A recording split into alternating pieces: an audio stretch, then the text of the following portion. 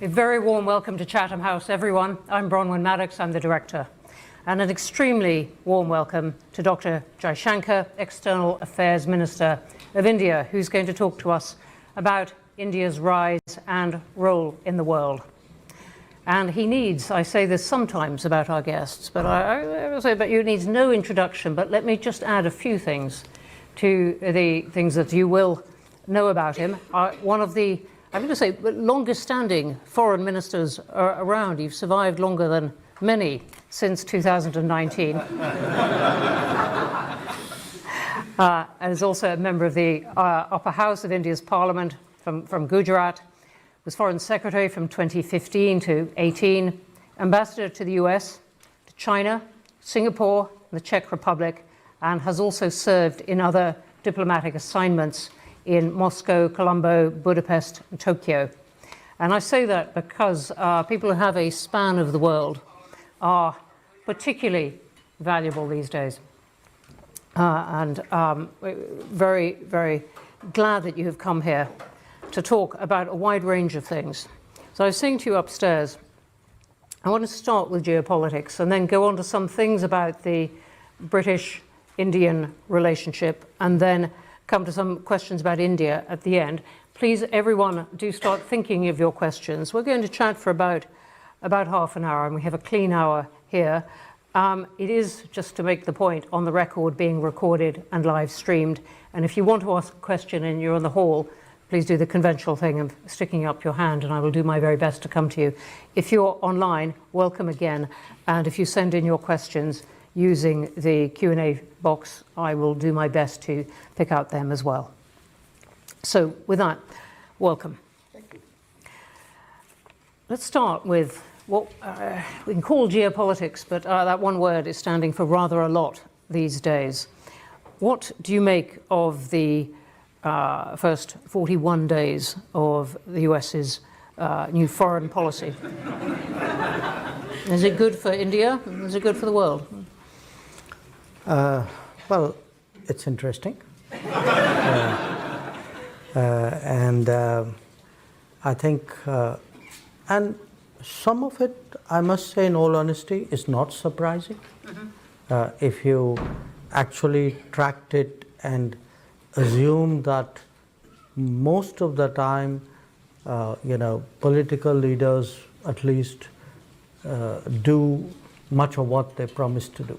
They do not always succeed, or they do not always get everything they want. But as a general principle, when people, when political forces or political leaders have an agenda, and particularly if it is one which they have developed over a fairly long period of time and have been very articulative and passionate about it, then I think much of what we have seen and heard over the last few weeks was to be expected. So I'm a little surprised that people are surprised. Now, that said, is it good for India? In many ways, I would say yes. My Prime Minister was in Washington about 2 weeks ago. I had accompanied him. I was myself there for the presidential inauguration. And when I look at our interests and our expectations of the relationship, I think there's a lot of promise we see there. Conceptually, I think we see a president and an administration which, in our parlance, is moving towards multipolarity. And that is something which suits India. When you say that they are moving towards multipolarity, do you mean accepting or even encouraging there being many poles of power in the world? I think practicing, and by practicing, promoting. Since 1945, one tends to think and talk about the United States as US and the Western world. So it's more like a bloc rather than a nation. I think what is quite clear is the US's own self-perception is now more as a nation and perhaps a little less as a bloc. Not entirely, one and not the other, but definitely the needle has moved in the direction of a more national personality and a more national analysis of its self-interest. If one looks, at our own relationship politically, to be very honest with you, we've never had any issues with American presidents, at least in recent times. There's no baggage which we carry or burden that the relationship carries. I think from President Trump's perspective, the one big shared enterprise that we have is the Quad. And the Quad is an understanding where everybody pays their fair share. So there's no spat about who's paying for whom. There are no free riders in Quad. So that's a good model for which works, which was restarted during President Trump's first term. And if I were to look at some of the big priorities of this president, many of them actually work for us. He seems to be, for example, committed to keeping energy prices reasonably affordable and stable. We welcome that.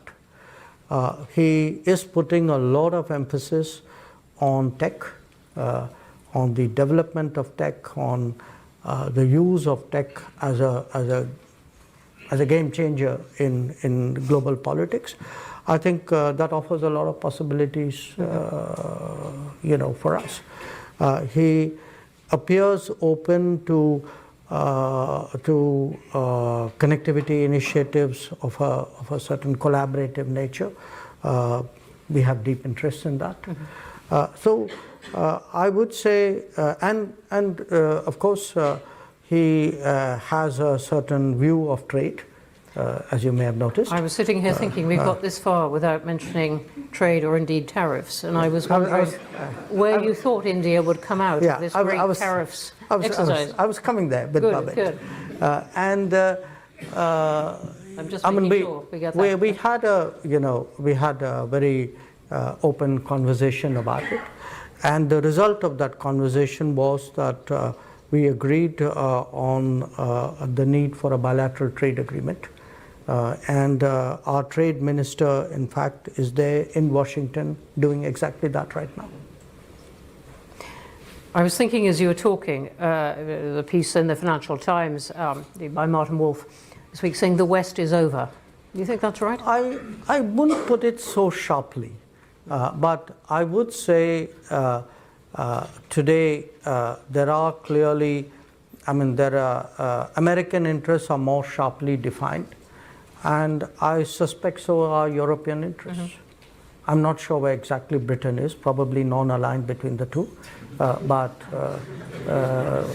it's very clear. It's possible that it has not yet sharply defined its interests. Yes. But we might come on to Britain in a moment. But just staying with this picture, I would love to hear more about where India is going to position itself. Multipolarity, as you said. There is China. We still don't know exactly what the US might choose to do with China. It's clearly bringing Russia a bit more in from the cold. Where is India going to put itself in this position? Vis-a-vis the US or vis-a-vis US and China, yes. All this is shifting. Look, our endeavor, at least for the last decade, has been to try to see if we can actually develop all the big relationships in a way, and the non-big relationships as well. In parallel, we understand that each one of them is different. Sometimes the issues are different. I'm not saying that it means being equidistant or behaving the same with everyone. I think in each case, it has to be customized, it has to be assessed. And then you look at, what are the advantages and what are the challenges and what are the benefits and what are the risks, and you arrive at a certain position or equilibrium. And if we can do that successfully, with all the major powers and groupings, that actually puts you in a much better position in a world which we could see was heading towards multipolarity. So it's, I mean, think of it really as, in a sense, from what used to be said was a very bipolar world, which wasn't entirely true, and then a unipolar, which also wasn't entirely true. But today, if you have many more centers of decision making, many more sources of influence, many more discussions with multiple players to really address any solution or any situation, I think that's the kind of world, and I think the country which has the maximum flexibility and the least problems is obviously better off in that world, and that's our endeavor. That's a really interesting point. I remember you saying on the platform at the Munich Security Conference, not this year, the big J.D. Vance year, but last year, you were on the platform with Antony Blinken, which seems a long time ago. And you were saying, well, look, we're going to trade with Russia, to some extent, oil and some military support, and we'll trade with you. And he looked, meaning the US, and he looked startled at that. But that is the kind of flexibility you're talking about. No, I don't think, to be fair to him, I don't think he was startled. I mean, by that time, we'd been doing it for some time. Yes. Maybe not surprised, but still, I'm going to stick with startled for the directness of your position. You know, look, we've always been very honest about it. We've been honest about it, and I must say, even in 2022, we had discussed it at some length with the American administration, and I say this to their credit. They were also quite understanding about it, because you know, one issue which has been, in a sense, distorted, the whole energy trade. The fact is that after 2022, you did not want the Ukraine conflict to trigger a global energy crisis. We did not want to see global inflation, and which meant that somebody had to buy Russian oil if the oil markets had to be kept at a reasonable price. So I think there was an understanding about the need for that, and in fact, I remind people, you know, that was one of the reasons why there was a very conscious decision not to, you know, mix that trade with sanctions. So I think people have been very sober and very, I would say, sensible about insulating the global economy from that particular aspect. So we've been very, you know, honest about it, because I would rather tell our partners and the rest of the world up front what we are doing. I see no reason why we should be, you know, less than direct in any way. What about the BRICS? What would India like the BRICS to be? Economic grouping or ideological one? What's the value of it going to be? You know, look, it's hard to put a label on it, and we all like putting labels. I mean, that's what we do for a profession. I mean, that's why you have, you do what you do and I do what I do. But some things are not so easily defined, and BRICS is one, for this reason. I can't say that it's, you know, I couldn't put an ideological label on it, in the sense, if you look at the BRICS members, even the original members, we are a very diverse group. We are an exception to the normal rules on which groups are formed. I mean, normally countries who are proximate geographically to each other or have some particular shared history or some kind of ethnic or linguistic commonality. This is normally the basis to create a group. Now, BRICS defies all those assumptions. So it's not like the Commonwealth, it's not like the NATO, it's not like the G7. It's not like anything which had been conceptualized earlier. What it had, I mean, if I were to really look at what brought BRICS countries together, it was a sense among very major powers that they were not getting their due place or due share of global conversations and decision making, and they would be better off if they came together and then, shall I say, sent a collective message. So that is how BRICS started, and since then I think clearly they must be doing something right if so many countries want to join BRICS, and so many countries actually have joined BRICS.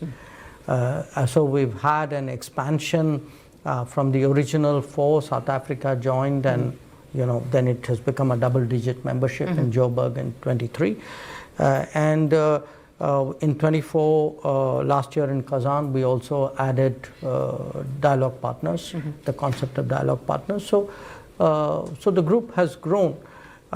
Yes, we do discuss economic issues. We also discuss political issues. It's not like we don't. So I wouldn't straitjacket it. I wouldn't. It's, as I said, it's hard to find a single adjective which would do BRICS justice. Do you see a role for India in acting as an intermediary in any of these current conflicts? I'm thinking of the role that Saudi Arabia has taken on in at least bringing the US and Russians together in Riyadh. India has been carefully not committed itself on Ukraine, but do you see a role for India in this? I'm not sure. I'm not sure. I'll only tell you what we have been doing so far. It'll be hard for me to predict what could happen in the future. We have been one of the few countries who have been regularly talking to both Moscow and Kiev at various levels. My Prime Minister has been talking to President Putin and to President Zelensky. We have met with the presidents, the ministers, the national security advisors, the defense ministers. So, at various points of time, if there was a moment or an occasion when our weighing in was useful, we have tried to do that. Mostly, it has been very specific. For example, in the summer of 2022, at that time, the Black Sea grain corridor was sought to be constructed, and there were some hesitations in Russia. So a few other countries approached us to, including Turkey, which had the lead, to press the Russians on that. We did that. When the Zaporizhzhia nuclear plant came under firing, we actually were approached by the Ukrainians to pass messages on to the Russians, which we did, and they had something to say, which we communicated back. We worked a little bit with Mr. Grossi in IAEA on that.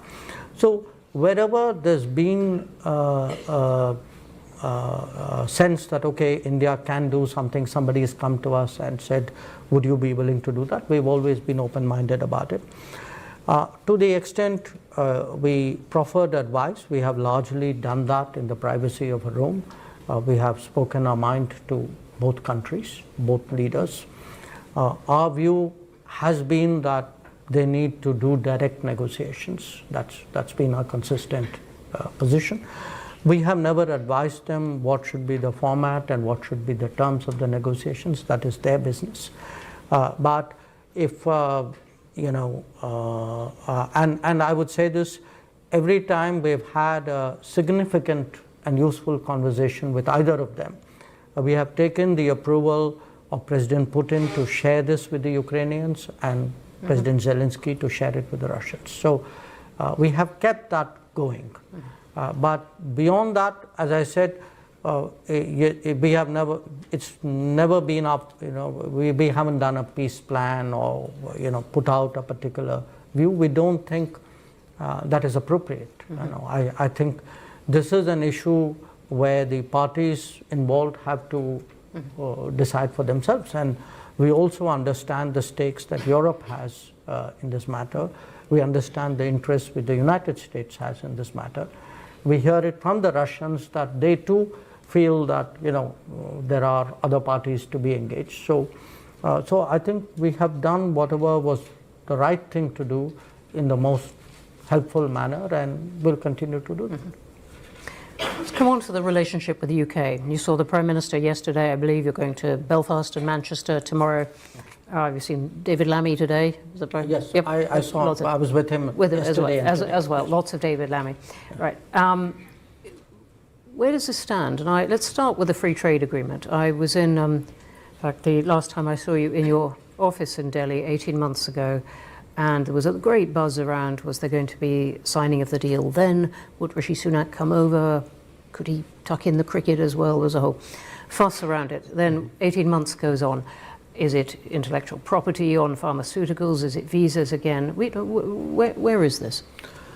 I think some progress has been made in the negotiations. I mean, first of all, let's understand this is a negotiation. Negotiations, and it's a serious negotiation, because when you do an FTA, you're really locking in your country into a long-term arrangement with another partner. So you don't do that in a hurry. You don't necessarily, you don't do that frivolously. So there is a lot of homework. There are a lot of forward projections made of what are the benefits and what are the costs. So it's a fairly complicated process. It's not just like going to a shop and buying something. Given the complexity, to me, it's natural that it would take time. We were discussing upstairs how this can burn up decades of people's lives. I'm not sure I think it should take decades. I mean, with the EU, we are into our third decade. It's not experience I recommend to anybody else.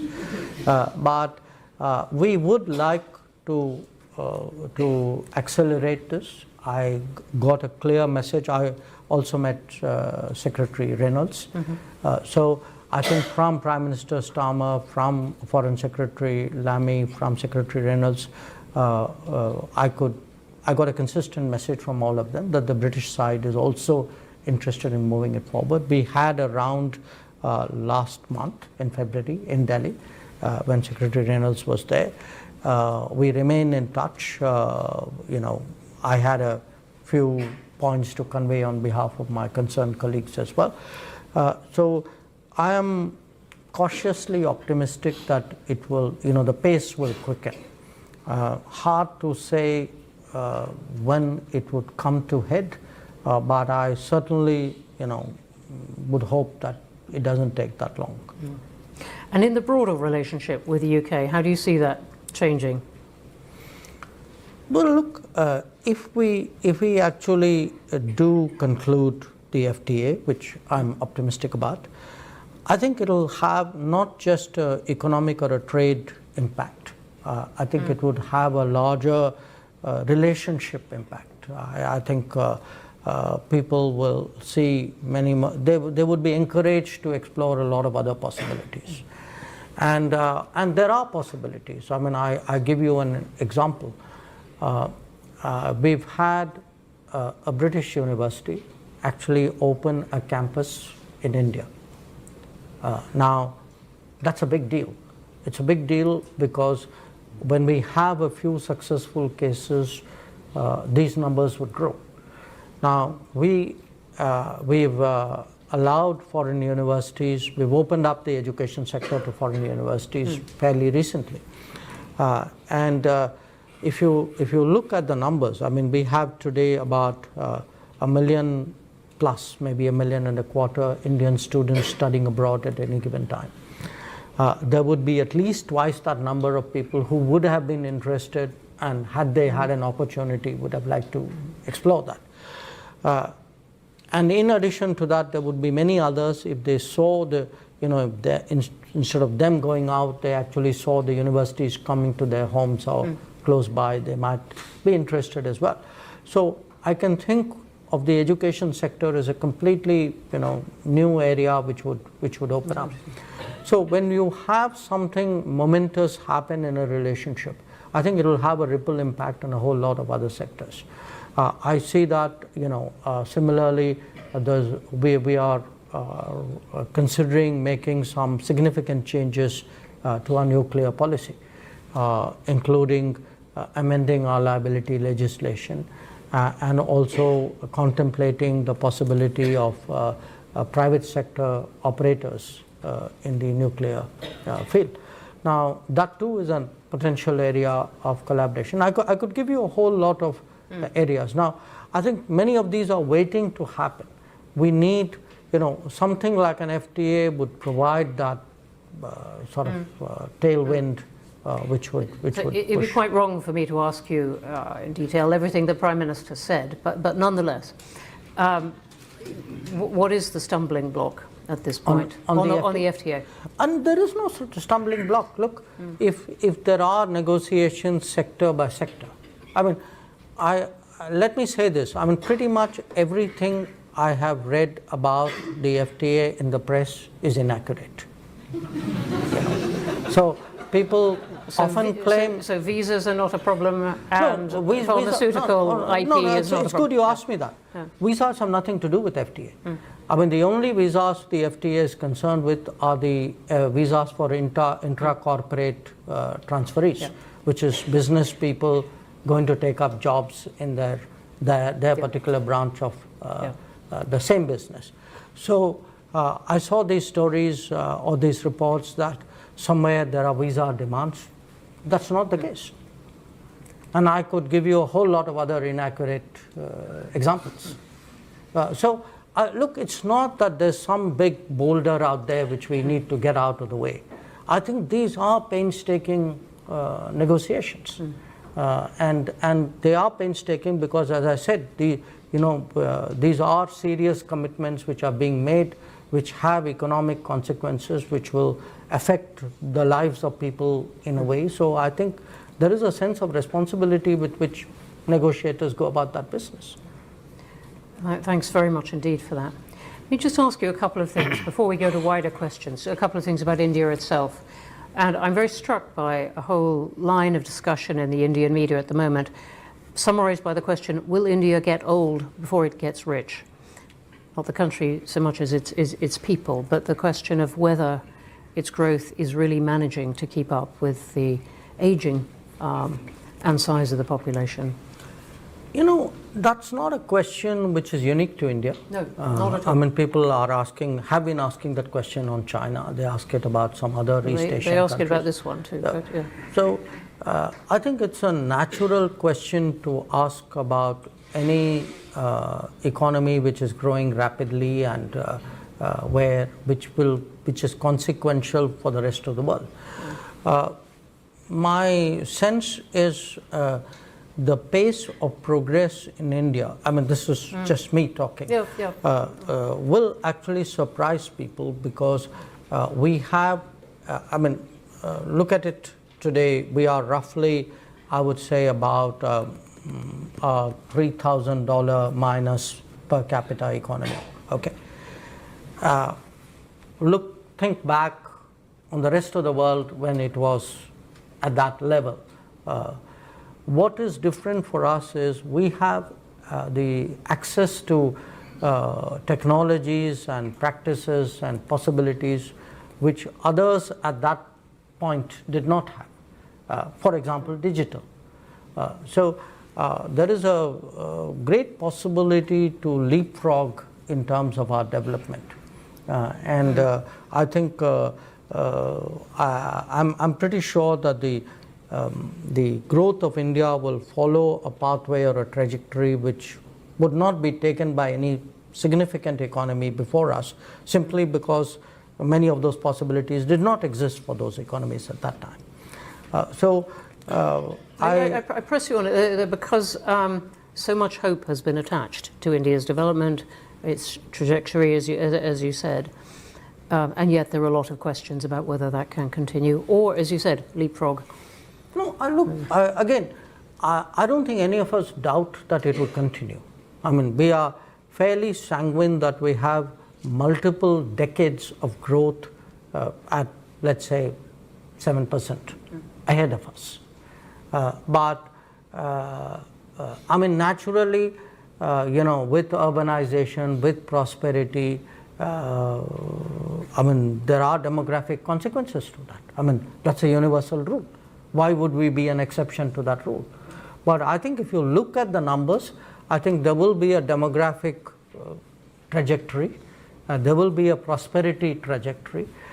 I'm not sure that there is grounds to be as alarmed as your observation would suggest. Thank you. We might come back to that in the questions. Let me just ask you one more, something that comes up in parts of certainly with the British media, with parts of the British government, about whether India is still a place where minorities feel that they can thrive. The argument being, look, it's great if you're part of the Hindu majority, but becoming a less comfortable place if you're Muslim, Hindu, Muslim, Tamil, Sikh, whatever. Has that come up in your conversations with Britain, and what is your answer to it? I'm a Tamil. I feel completely comfortable. And I think I can say that for the High Commissioner too.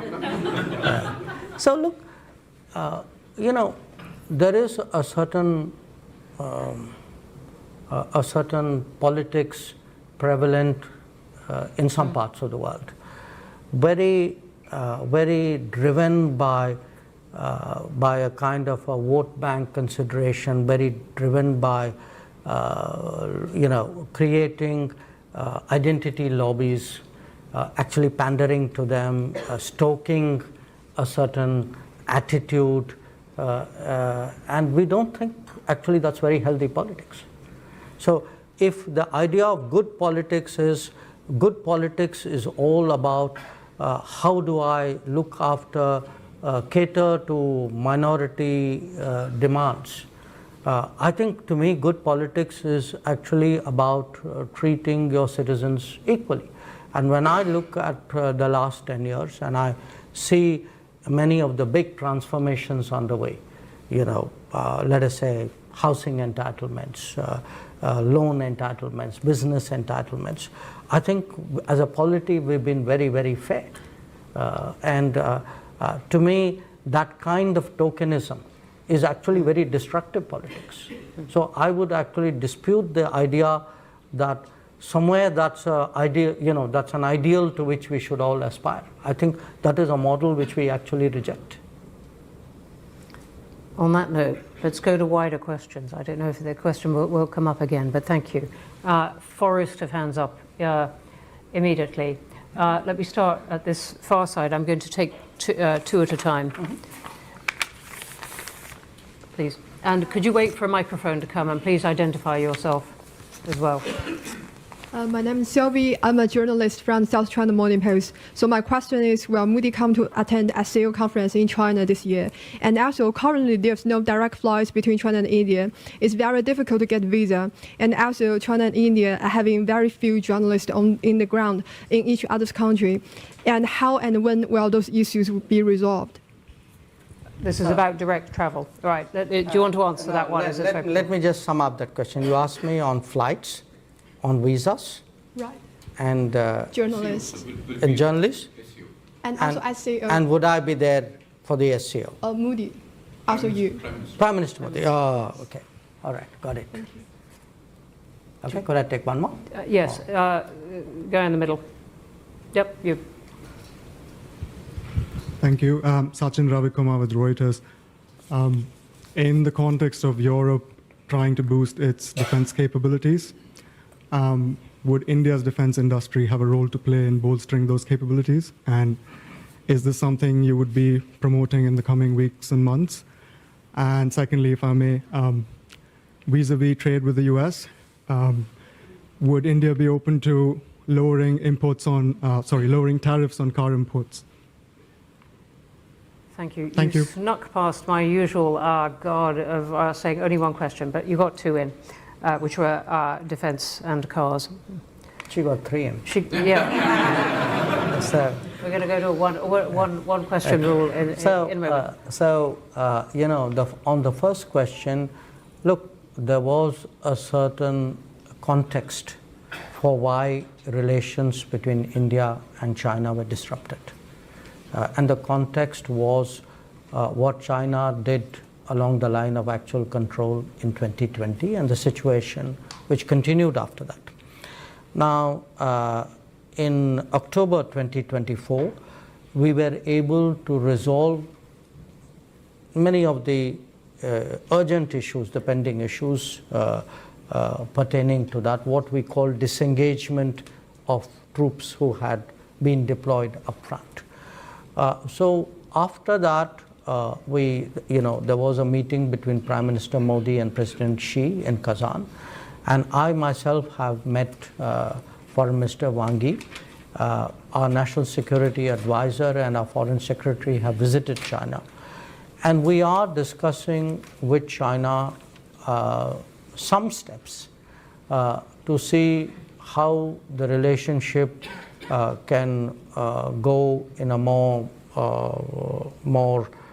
predictable and stable and positive direction. One of the steps which you did not mention, so let me to your 3 questions add a 4th one, which was the resumption of pilgrimage to Mount Kailash, which is in Tibet, which Hindu pilgrims have been going to for ages. So the resumption of pilgrimage, the direct flights between the 2 countries, the journalist issues, all these are being discussed. But there are some other issues. For example, we had a mechanism about trans-border rivers. That mechanism had stopped to meet because the relationship was very badly disrupted after 2020. So we're looking at this package. I mean, I think people tasked with that mandate are dealing with each other. It's hard, obviously we would like to see it done sooner rather than later. And then we'll see what happens after that. On your question... Can the Indian defence industry profit from Europe's new need for defence? We have a substantial Indian state-owned defence industry, but also now a growing Indian private sector defence industry. They are global in their interests and aspirations. It's, even the state-owned ones, these are enterprises. They make the decisions depending on where there's demand and, what the market opportunities are. Normally, we leave it to them to make the business, the corporate decisions that they should, unless our national interest or our security interests are involved in some way. So I think if some of them wish to, look at demands in Europe, I think that is a business decision that they should be taking. On the issue of tariffs, as I said, we have an understanding that we would be negotiating a bilateral trade agreement with the United States. So that process would unfold. Our trade minister is there holding discussions right now. So one has to see where that goes. Okay, another forest of hands. Right, I'm going to take the woman on the aisle there. My name is Palwasha, and I wanted to ask about, you mentioned BRICS and India's role in BRICS. Do you see India's role in the Middle East, because you spoke about Ukraine, but what about the Middle East, in specific Gaza? Okay, thank you very much. Here in the front, Chitij. I'm going to take three this time. Kshitij Bajpayee, Senior Research Fellow for South Asia, Chatham House. Many thanks for your very insightful remarks. I had a question about India's neighborhood. India resides in a region in which 3 countries are in the midst of IMF bailouts, Sri Lanka, Pakistan, and Bangladesh. 2 countries could be regarded as potentially near failed states, Myanmar and Afghanistan, and two countries with which India has a history of difficult relations, which also happen to be nuclear weapon states, and it also has active territorial disputes. Of course, I'm referring to China and Pakistan. You also have a relatively low level of regional economic integration and institutional integration, at least compared to other regions in terms of intra-regional trade. So my question is do developments in India's neighborhood, do they hold back or undermine India's global aspirations? Or to put it more bluntly, can India rise without its region? Thank you. Thank you. And I'm going to take one more right here in the front. Thank you very much. I'm David Lubin. I'm an economist here at Chatham House. I wonder if you could comment on India's aspirations for the internationalization of the rupee, or more generally, whether you and the Indian government have a problem with dollar dominance in the international monetary system. Great, thank you. We have the Middle East, Gaza. We have whether India can rise without its neighborhood, without relations with its neighborhood, and the internationalization of the rupee. On the Middle East, obviously we have significant interests. I mean, depending on how you define the Middle East, if you were to include the Gulf in it, we would have more than 10 million Indians actually living there. The trade, our trade with the Gulf would be today, our exports to the Gulf alone would be close to $100 billion. Our trade with the Mediterranean is close to $85 billion.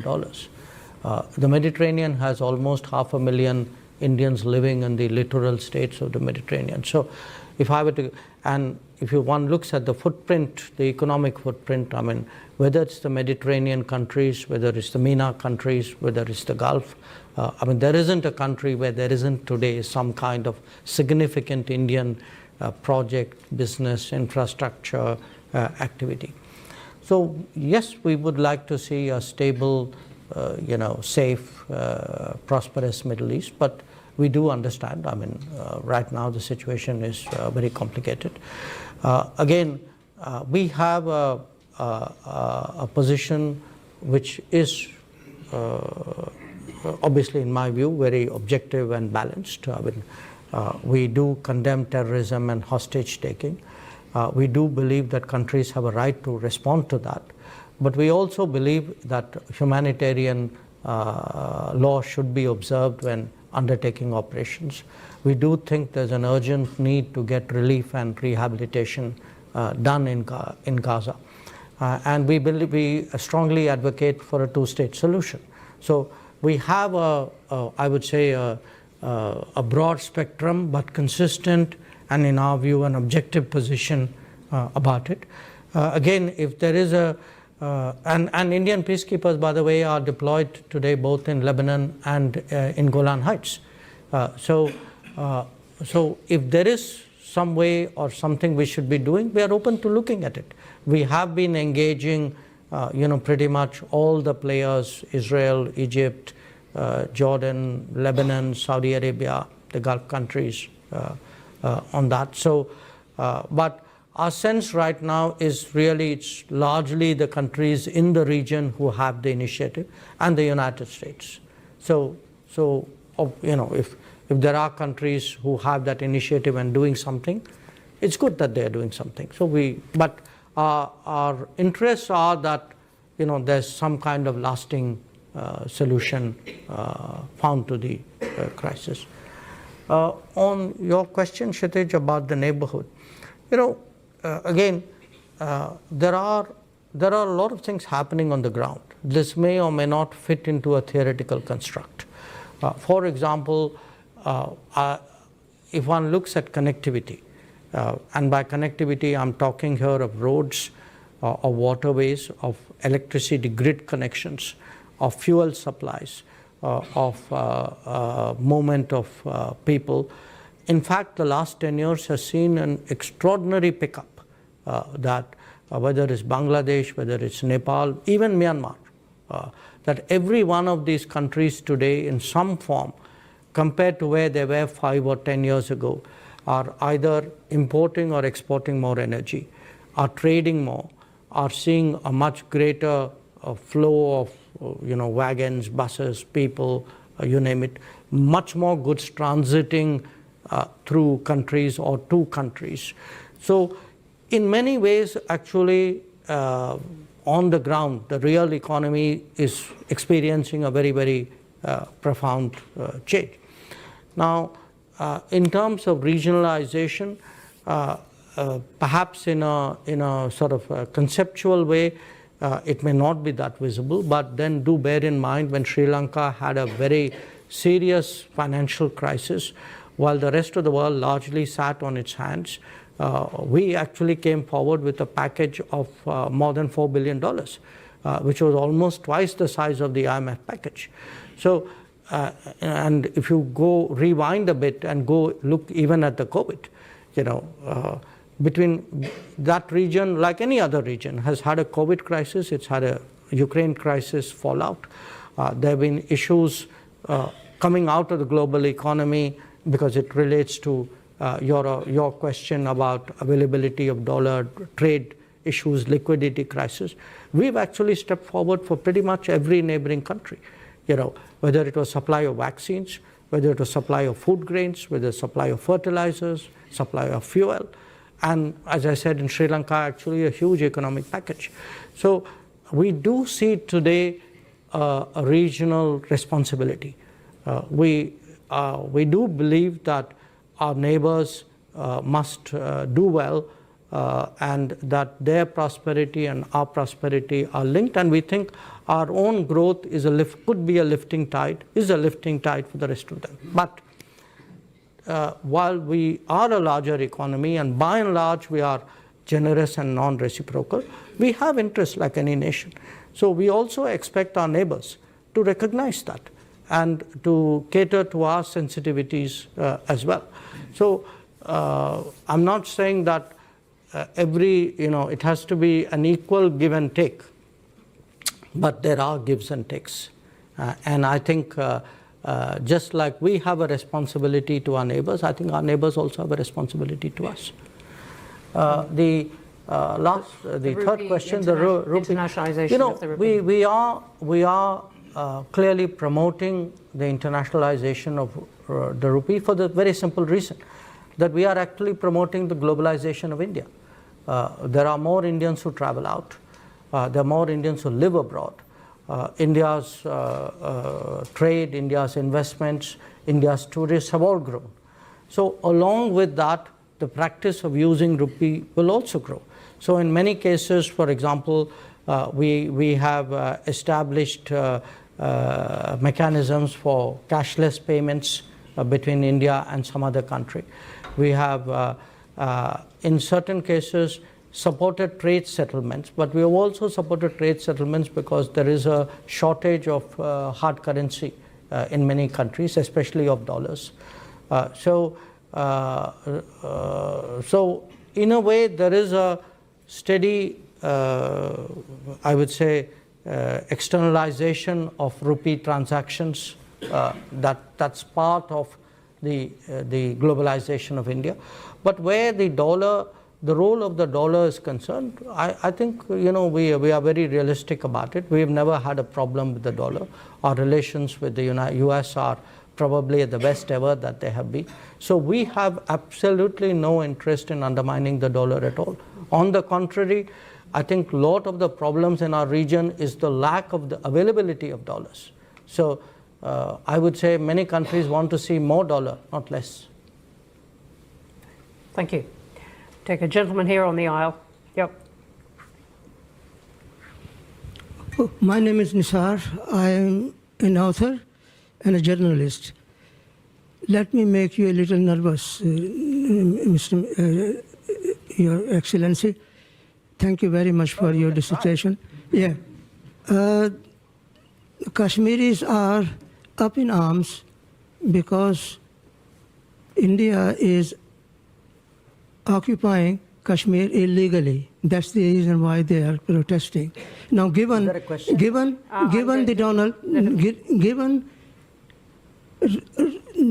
Mr. Trump's zeal for striking peace and peace deal, can Narendra Modi use his friendship with Donald Trump to solve out the problem of Kashmir? There are 1 million soldiers stationed in Kashmir to control 7 million Kashmiris. So what are you going to do about the Kashmir problem? Okay, You haven't spoken about. Can we just capture the question there? Thank you. And there was a similar one from Naomi Canton of the Times of India, pegged to the debate in the UK Parliament today mentioning Kashmir. All right, Kashmir, what are you going to do to solve it? Woman on the aisle in black and white, I think. Thank you. I'm Vedika, and I am a student at King's College London, studying international relations.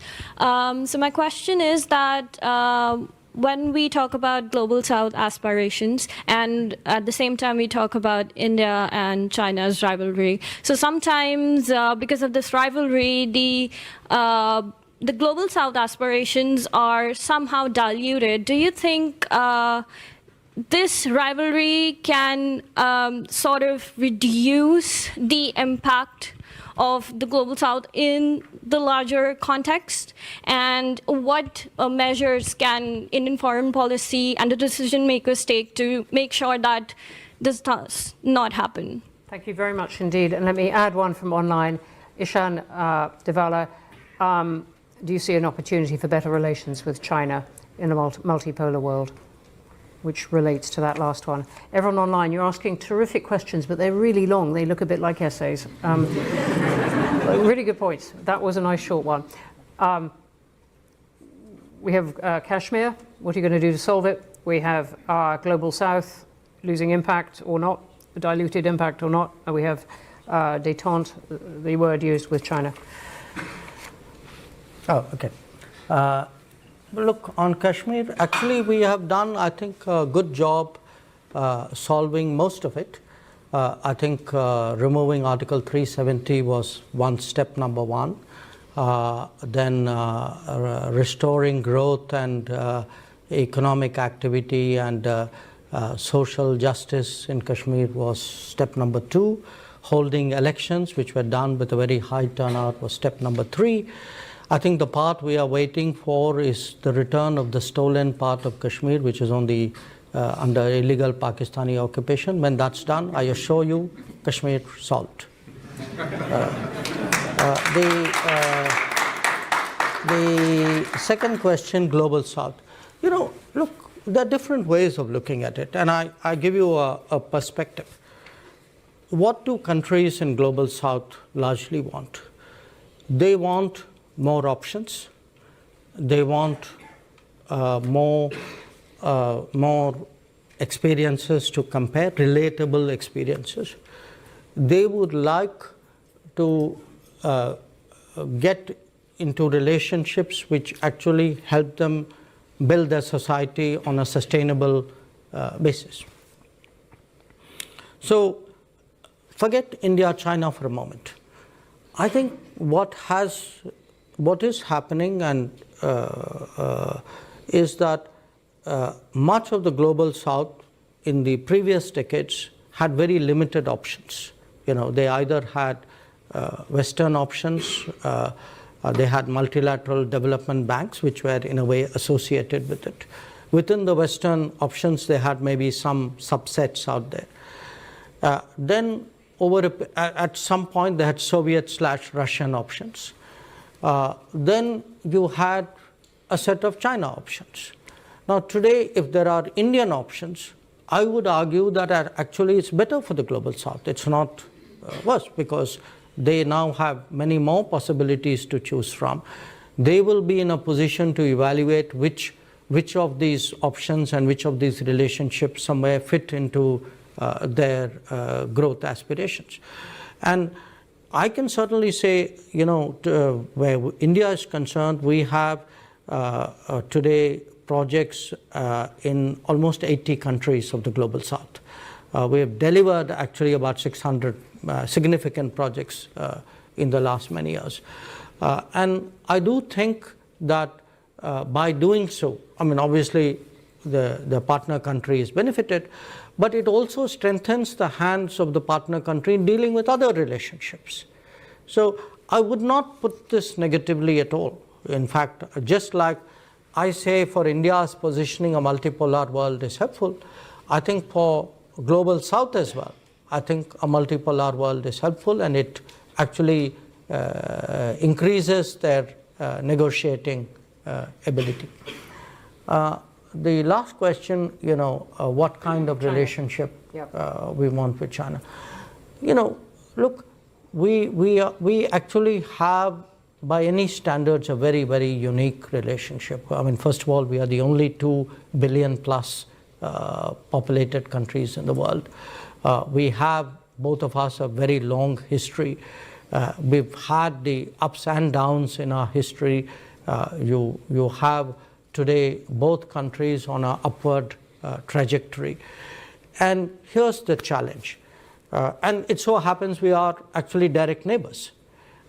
So the challenge is this, that when any country rises, its balances with the world and with its neighbors obviously change. Now, when two countries of this size, this history, this complexity, this consequence rise broadly in parallel, and obviously they have an interplay with each other, I think the issue is how do you create stable equilibriums and then transition into the next set of equilibriums, or next phase of equilibriums. And we want a stable relationship, but we want a relationship where our interests are respected, where our sensitivities are recognized, where it works for both of us.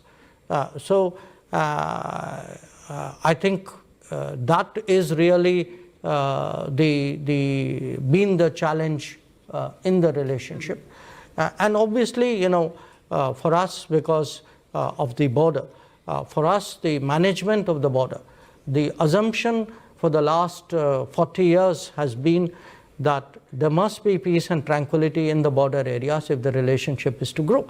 If the border is unstable or is not peaceful or is not tranquil, obviously it will have consequences on the growth and direction of the relationship. Mm-hmm. Okay, let's just squeeze in a few more hands than ever. All right, I'm going to the gentleman right in the middle who's been very patient. Anis Nasser, retired banker. Dr. Jaishankar, one huge question for you. A lot of talk has been emanating from BRICS group to replace dollar and have its own payment system. Do you think, in view of fast-changing demographic in respect of politics and economics, is this likely to happen in the next 5-10 years? Thank you very much. I'm going to go to Ashish Goyal right on the aisle here. Ashish, if you can wait for a microphone to come to you, which is coming now. Have you got it? Brilliant. Thank you. Thank you, Dr. Jaishankar, for your thoughts. I'm Ashish Goyal. I'm a global macro investor. And I'm going to continue on this dollar theme, actually, because you spoke about the idea of multipolarity being a good thing, and that's where we are headed towards. So why not multipolarity of the dollar, as in the sense currencies across the world, payment systems across the world?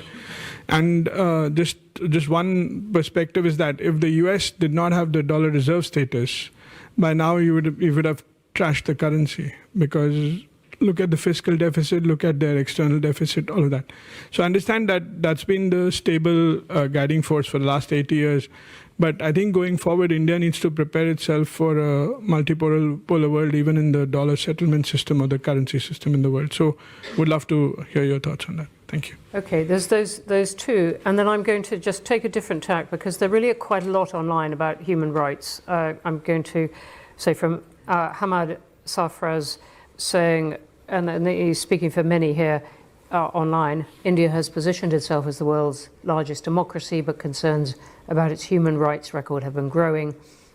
The statement, how does India plan to address this issue? Does it acknowledge any shortcomings?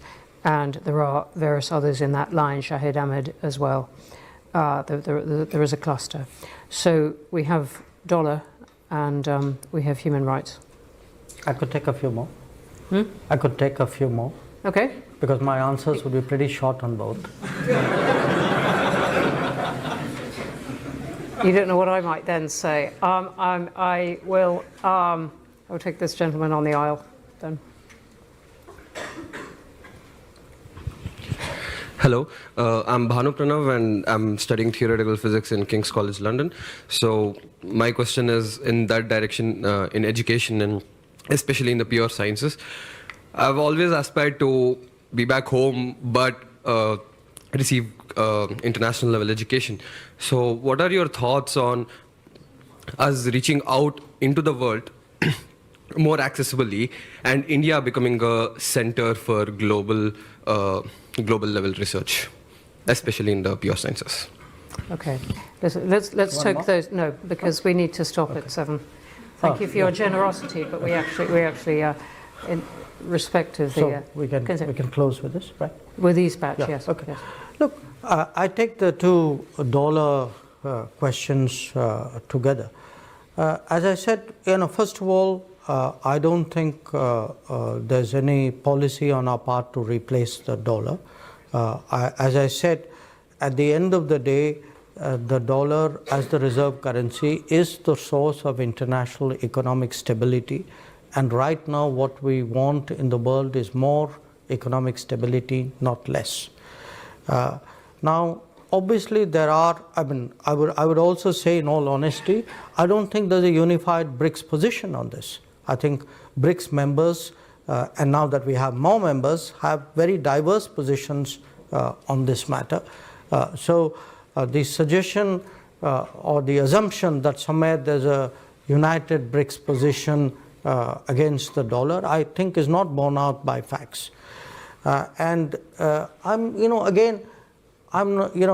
me, it's kind of deterministic that if there is multipolarity has to translate itself into a currency multipolarity. It doesn't have to. Again, even when I was explaining multipolarity, my point was that if there are multiple players, it's not that India's relationship with each player is the same. There are different considerations in each relationship. For us right now, we think that the United States as really, in many ways, clearly the largest economy in the world, in many ways, the almost the fulcrum or the key player in the global international architecture. Our own relationship is growing. It's very positive. We do believe today that working with the United States and strengthening the international financial system, economic system, is actually what should be the priority.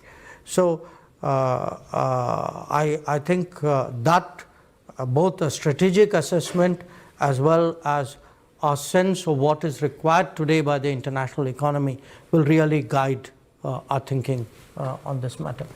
On the human rights concerns, look, I think a lot of this is political. It is political because, political is not necessarily a bad word. It is how people express their desires for their country. No.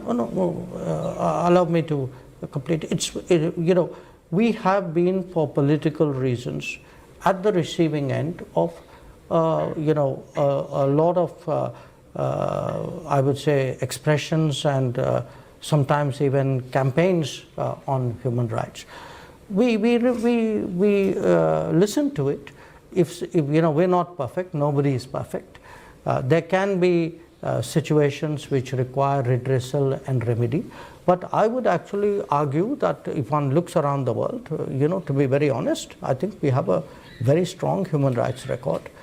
We as a democracy, as a credible democracy where people still have faith, and in fact growing faith in that democracy, where actually representation has broadened in every conceivable way over the last many decades, where the state has been very fair in terms of treatment of its citizens. I think any sort of sweeping concern on human rights is really misplaced. I don't see justification for it at all. And the last question on global level research. Today there is a big sort of spurt, I would say, in the innovation culture, in the startup culture in India. We also have a lot of global capability centers. In fact, I think about 40% of them globally are actually located in India. My sense is in the coming, say, 5 years, I actually expect to see both at an enterprise level as well as in terms of our own entrepreneurial tendency. I expect to see a much more energetic innovation and research culture. I mean, this is quite apart from what the government is doing. I mean, we have set up a National Research Foundation. There is a much greater push for various enterprises and agencies to invest more in research. There are some standout sectors. I mean, space would clearly be one, where you can see really what has been a very youth-driven, often I would say almost outside the government innovation, which has paralleled what have been enormous steps taken by the government-led program as well. But it's happening in a whole lot of other areas. And I think for young people in India today, there are possibilities and opportunities out there which probably didn't exist in the previous decade.